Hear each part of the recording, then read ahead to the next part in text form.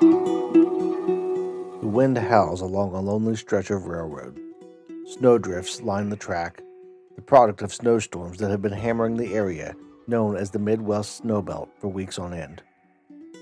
It's just after Christmas and the number 5 train is making its way down the line, the double engines leading the way, slowly but surely.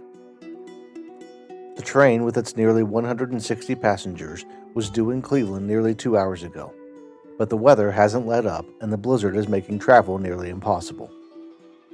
Some of the passengers have been talking about the possibility of the train getting stuck, but the driver of the lead engine, the Socrates, is determined to make it to their destination.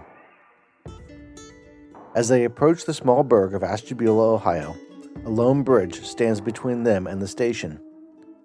It's a newer structure, having only been built 11 years prior, and even with the snow, there's no reason to think the crossing would be anything but routine, as the front wheels of the locomotive inch onto the steel frame.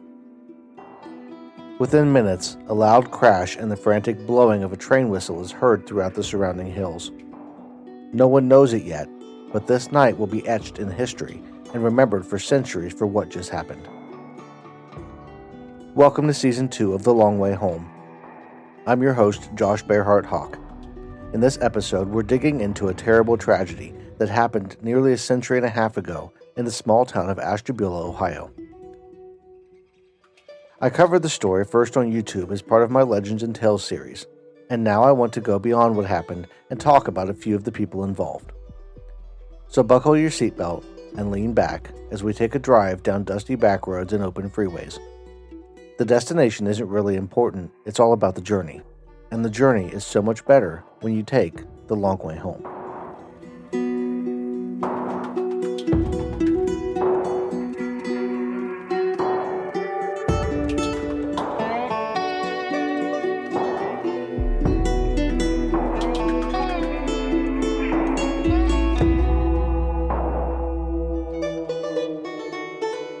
On December 29, 1876, passengers on the number 5 train from Albany, New York, found themselves staring out the windows of their cars at a winter wonderland. Snow was piled high all around as the engines, the Socrates and the Columbia, pulled 2 baggage cars, 2 express cars, 2 day passenger coaches, a smoking car, a drawing car called Yokohama, and 3 sleeper cars known as the Palatine, City of Buffalo, and Osseo, along a lonely stretch of track in northeast Ohio. The train had originally been due in Cleveland, Ohio at 7:05 p.m., but it was running well behind schedule. At around 7:30 p.m., it was approaching Ashtabula, Ohio, a little over 50 miles east of its intended destination. Ashtabula is a small town even today, but in 1876 it still only had about 3,500 residents. Sitting in a prime spot on the shore of Lake Erie, it had been growing quite a bit, gaining over 1,000 new people in the 6 years following the 1870 census. It was quickly on its way to becoming a major hub of commerce in northeastern Ohio. Trains coming into town were usually destined for a small train station that sat on West 32nd Street, surrounded by homes and businesses.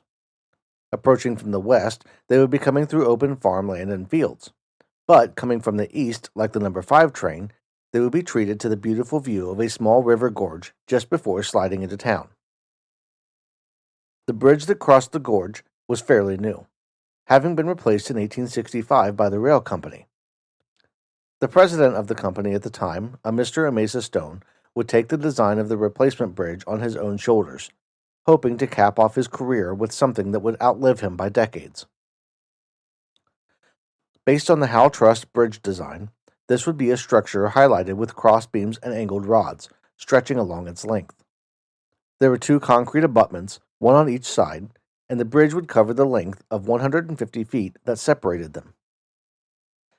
Howe Truss bridges were usually made from a combination of iron and wood, using the pairing to lighten the weight of the structure and provide enough support to hold whatever might be crossing them. The design Mr. Stone had in mind, however, removed the wood and made the structure completely out of wrought iron. This increased the weight of the bridge and nearly doomed the project as soon as it was built. The extra weight caused it to sink into the abutments on either side, and it needed to be adjusted before officially opening for traffic in the summer of 1865. Two other engineers had looked at the design before it became a reality, and both said it should not be built. Joseph Tomlinson was the first to denounce it, though he would later become part of the project as a lead architect of the build, managing the construction. He also made the drawings of the bridge, noting at the time that the main braces were not strong enough. That argument was enough to get him removed from the design portion of the project, and his proposed changes would go away with him.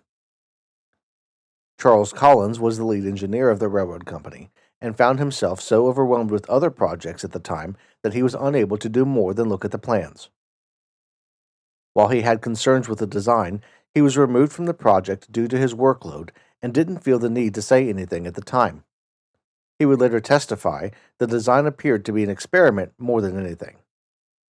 As bad as it was, the bridge would officially be opened and support trains full of passengers for the next 11 years. Countless snowstorms and engines would pass over it, and it held strong until around 7:30 p.m. on December 29, 1876. By the morning light on December 30th, a mass of iron and bodies would lay drenched in the river below, covered in snow and still burning from the intense fire of heating devices that had only hours before been keeping the 160 passengers warm. One of those passengers, Miss Marion Shepherd, would share her story with the Chicago Tribune only a few days later. Here is her account, as written on January 1st, 1877. I left Albany last Thursday night at 2 o'clock and had a berth in the sleeper Palatine. There were 20 passengers in the car, 2 ladies when we started and 2 more afterwards. A very severe snowstorm set in at Rochester, and we were all expected to be snowed in. At Ashtabula Bridge, we were 3 or 4 hours behind. This was between 8 o'clock and 9 o'clock in the evening. I think we were running faster than we did a few moments previously. The people in the car were talking, eating, or playing cards, and the first warning of any impending danger was given us by a candle being knocked down, the glass and the lamps being shattered, and the bell rope breaking. The other lights fell. There was a bump, then a horrible crash. A gentleman near me said, "Oh my God, we're going down." Then we commenced to fall, and we went down, down, down, down. Some remained in their seats, grasping them while others rose. It was quite dark now.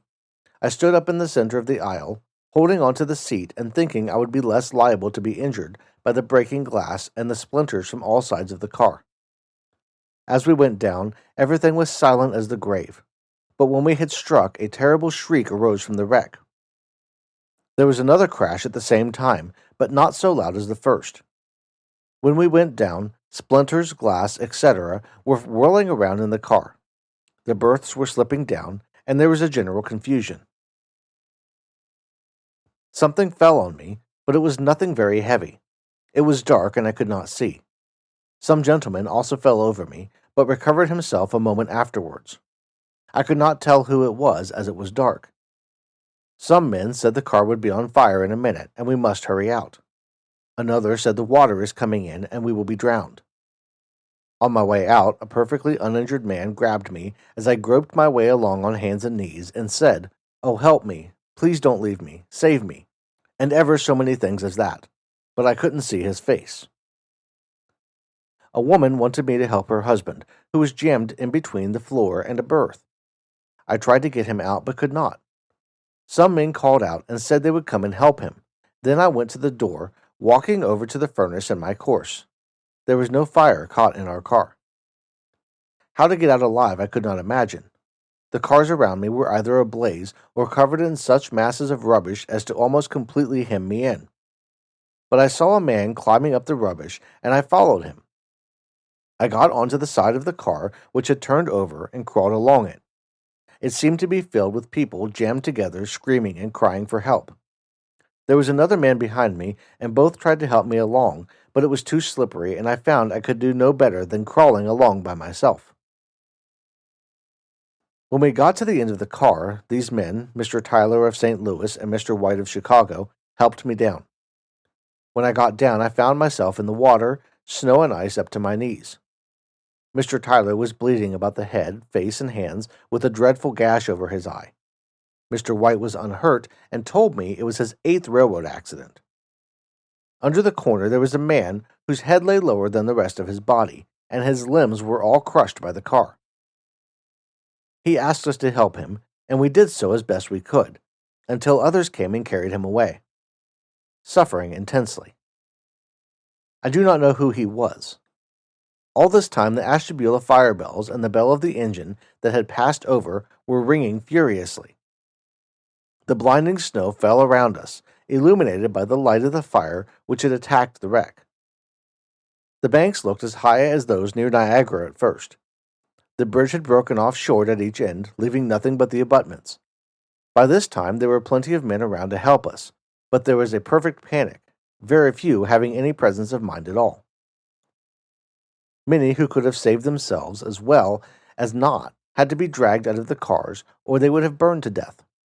The women really showed the most courage, and yet there were very few of them saved. We were helped up the hill to the engine house, pushing through the snow and ice and clambering up the steep, rugged banks of the creek. The injured were brought in, some of them horribly mangled, but very few of them unable to speak. There were 3 ladies there, a Mrs. Graham of New York, Mrs. Bingham of Chicago, and another lady and myself. My escape was the most remarkable, my only injury being no more than a scratch upon my wrist. Mrs. Graham was only slightly injured. Mrs. Bingham had her left leg and spine hurt, and the other lady, whose name I don't know, was also terribly injured. Before we had got up the hill, the whole train was on fire. We heard the shrieks of the wounded and dying, and the whole scene was as bright as day. Men were working as hard as they could to help the sufferers of their fiery prison. A physician came in about half an hour, and we took buses and went to the village. We were drenched through and through, and our clothes froze to us. I was taken to the Fisk house. 3 men were brought in, badly wounded. One of them, a Frenchman from St. Louis, most horribly.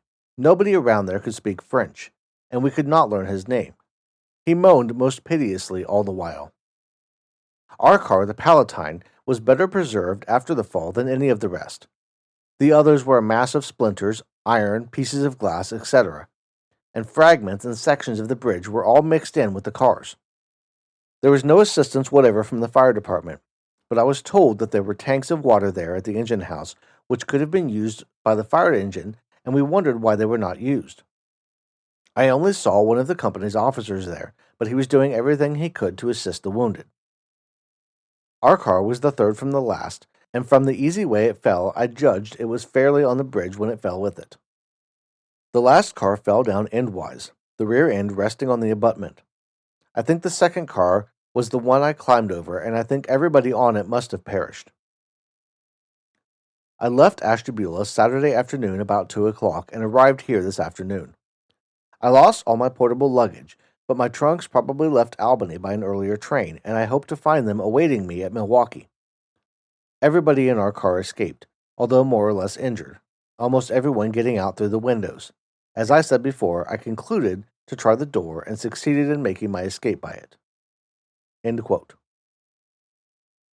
The second crash she mentioned hearing in that account was the City of Buffalo sleeper car landing on her car, the Palatine. It had crushed the smoking car, Yokohama, before falling over and landing against the Palatine, its rear in the air. As those who could escape made their way out, the trapped found themselves in a race against time. A fire had started and would make its way through the majority of the cars over the hours following the crash. She mentioned in her account that questions about the fire department had come up. A lot of that came in the days following as rumors and speculation took on a life of their own. See, the railroad company had to pay out compensation to victims of crashes, but only those who were actually on the train. If someone claimed to have family who perished in an accident, they would need to provide a body or some other trinket to prove it. The rumor was that the company had prevented the fire department from dousing the flames in an attempt to destroy as many bodies as possible. One witness even testified at the coroner's inquiry that a railroad official had told her they were letting the fire burn for that reason. That rumor was put to rest when all the testimony was heard, however, and the reason for the fire being left to burn wound up being incompetence. The coroner found that no one in charge knew how to properly handle such a big event, and leaders who should have taken charge simply dropped the ball. Because of the fire, the true death toll will never be certain, but it's estimated that 92 people perished in the accident. At the time, it was the worst rail disaster in U.S. history, and to this day, it's the worst that the state of Ohio has ever seen.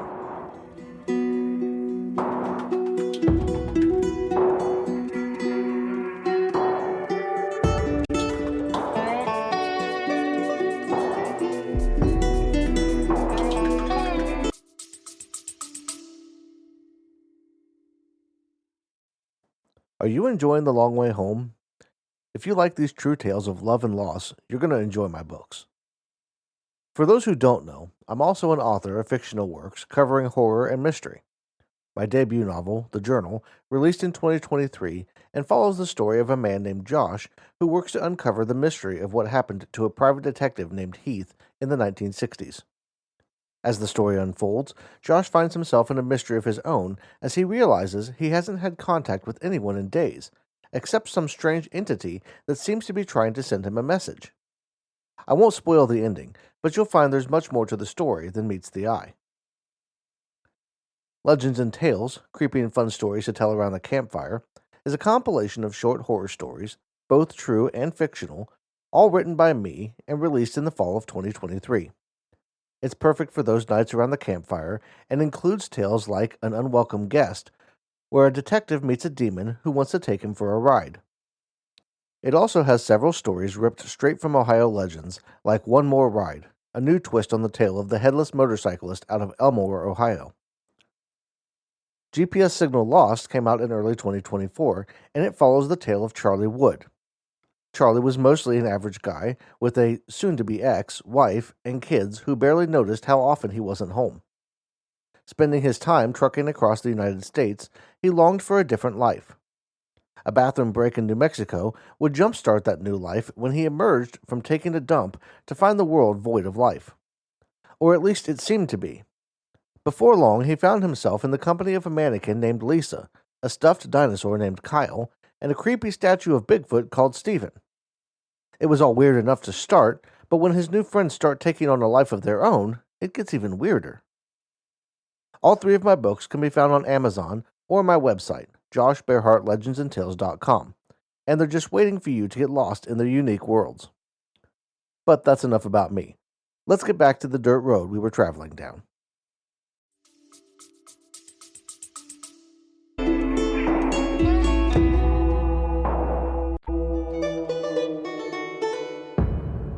Blaming tragedies like the Ashtabula train disaster never really falls upon one person. Often, it's a series of mistakes and choices that lead to a bad outcome. You could blame the design of the bridge, but the fact that it could make it from concept to reality means the process of building bridges back then was just as broken as the design. The coroner's report also calls out a lack of competent inspection over the 11 years the bridge stood, stating that if anyone who knew what they were doing had inspected the structure, it would have been shut down and fixed.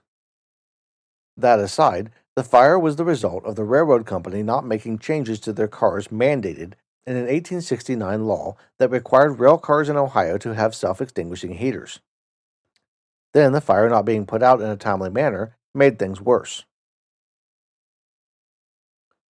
There are always cries for justice when something terrible happens, and the public only sees what they want to. Those who believe the railroad company to be a heartless entity, run by soulless individuals only driven by profit, would never accept the verdict of incompetence as a reason for the fire going on as it did. They would never see the company or anyone who worked for it as anything more than demons, responsible for untold chaos. But companies are made up of individuals, and more of them than most might realize actually do care about their work. One of those who worked for the railroad, who had dedicated his life to the safety of the public, was Charles Collins. As the chief engineer of the rail, his name was listed as having something to do with most of the designs and safety measures around the bridges and tracks. He'd helped design countless bridges and even played a small part in what would eventually become the failure of a Mesa Stones Bridge in Ashtabula. He'd been forced away from that project, but it still bore his name as one of the designers. Weeks after the tragedy, on January 20th, 1877, Charles Collins would be found dead in his home from an apparent gunshot wound to his head. Many assumed he'd taken his own life, racked with guilt over the bridge and what he could have done to prevent the loss of life. But his family and friends didn't accept that. Laid to rest in a mausoleum in the Chestnut Grove Cemetery in Ashtabula, his tortured soul is said to wander the grounds. But he isn't moaning in regret, wishing he could unpull the trigger. He's more likely trying to tell anyone who will listen about his killer. His assistant, Mr. I.C. Brewer, found the body when calling on his boss on a Saturday morning.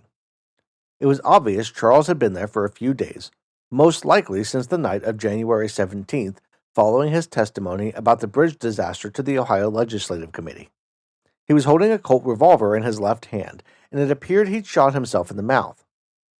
He was laying on his bed, and the hand that clutched the revolver was resting partly on the thigh of his left leg, the arm resting along the left side of his body. The official story was that he returned home after testifying and ended his own life. But let's walk through the room and the scenario in a little more detail. Nearly 2 years after Mr. Collins' death, two separate medical examiners, Dr. Stephen Smith and Dr. Frank H. Hamilton, reevaluated the evidence in a search for answers. Each doctor independently looked at the skull and the evidence of the case and came to their own conclusions. The bullet entered the left side of his head and exited on the right side a little further back than it entered. For starters, Charles Collins was right-handed, so using his left hand and firing into the left side of his head seems a little odd. Both examiners also called out the trajectory of the bullet, noting the angle the round took would be extremely difficult, if not impossible, for Mr. Collins to pull off. It was also noted that the shot itself would more than likely not have killed him right away, instead possibly paralyzing him and leaving him waiting for death. If he didn't die right away, he would have likely tried a second shot or maybe even sought help for the wound, assuming it didn't result in paralysis. The injury could have been enough to send him into shock, possibly knocking him unconscious as well, but there are problems with that theory too. Dr. Smith notes in his report that paralysis was unlikely due to the position of the body. If he had been paralyzed, the left arm would have fallen off the bed and the gun would have fallen out of his hand. He also notes that the shock and unconsciousness were unlikely because the body was found resting on a bed that looked very tidy, and shock would have resulted in convulsions that would have left the blankets and general area in disarray. Dr. Smith also notes that the force of the weapon being discharged against the head would have been enough to send it across the room from recoil. Dr. Hamilton came to a similar conclusion, noting that the body would have only been able to come to rest as it did with the revolver in the hand if it were placed there. Then there's the fact that he agreed to go on a trip to take care of some bridge inspections for the company. He'd even packed his bags and had them waiting next to the bed as if planning to leave the following morning as promised. He could have packed the bag and then changed his mind, but it's just another oddity that sticks out. Now that's a lot of information, so I think a quick summary is in order. Charles Collins' assistant, Mr. Brewer, found him dead on January 20th, 1877. Charles was laying in his bed at home, on his back with a revolver loosely held in his left hand, which was laying along his left side and resting on his thigh. What initially appeared to be a single gunshot through his mouth turned out to be a gunshot that entered the left side of his head and exited the right side. His packed bags were sitting on the floor of the bedroom, seemingly ready for a trip he'd planned to take on Thursday morning. Now, while the circumstances seem to point to foul play, I need to also point out a couple of things that line up with suicide. Charles had tried resigning his position of chief engineer with the railroad the Monday prior to his death. The company refused his resignation, with his boss taking the time to talk in depth about the issues Charles was having with the disaster and his own guilt. It was a very emotional time in general for him, and the day he died, he'd spent hours testifying before a committee dedicated to finding the truth of the incident. To anyone outside, it would appear he was going through a lot mentally, and I can only imagine what was actually going on inside his mind. Not only did he feel somewhat responsible for the deaths of nearly 100 people, but he was also being looked at as a villain by some in the community for not having done something to prevent the disaster. The part that stands out to me the most is the position of the body and the fact that he used his left hand, even as a right-handed individual. I'm no forensic scientist, but I've seen my share of CSI, and one thing that they always made a note of when it came to staged scenes was that people tend to drop the gun after shooting themselves. Would he really have been left with it resting in his hand like that? Both doctors that examined the skull and the case thought it was odd for him to be found like that, and even in the 19th century, they had enough knowledge and experience to know something wasn't right.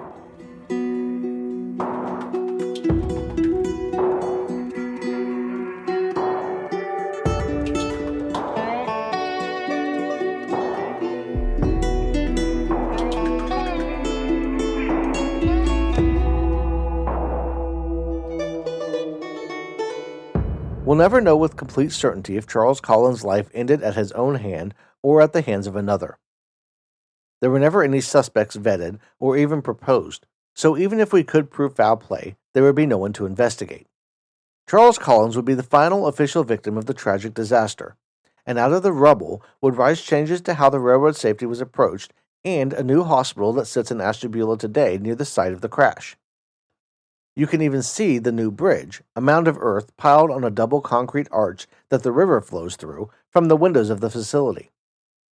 Built to allow a place for victims of any future tragedies, the Ashtabula Regional Medical Center stands as a reminder of that horrible night a century and a half ago. As Season 2 of The Long Way Home rolls on, I'm going to be sharing a lot of stuff like this, going in depth on tales I share over on YouTube. Over there on my channel, Legends and Tales, I share stories like this one from all over the United States. It's something I've been doing for a few years now, among other projects, and I'm excited to grow it as I move through 2025 and beyond. This podcast is going to be an extension of that series, diving deeper into stories and tales and sharing stuff that just doesn't fit into a YouTube video format. Subscribing on YouTube will bring both Legends and Tales and The Long Way Home to your feed whenever new episodes drop. And The Long Way Home on its own is available wherever you prefer to listen to podcasts. Some of the upcoming episodes here on The Long Way Home will be tied to older episodes of Legends and Tales, but newer stuff will be coming as well over the course of the season. As always, make sure to follow and rate The Long Way Home, no matter where you choose to listen. You can check out my books on Amazon or at joshbearhartlegendsandtales.com, and even send me a message on select podcasting platforms. I want to thank you all for joining me on this drive. Remember, the destination isn't as important as the journey, and the journey is always better when you take the long way home.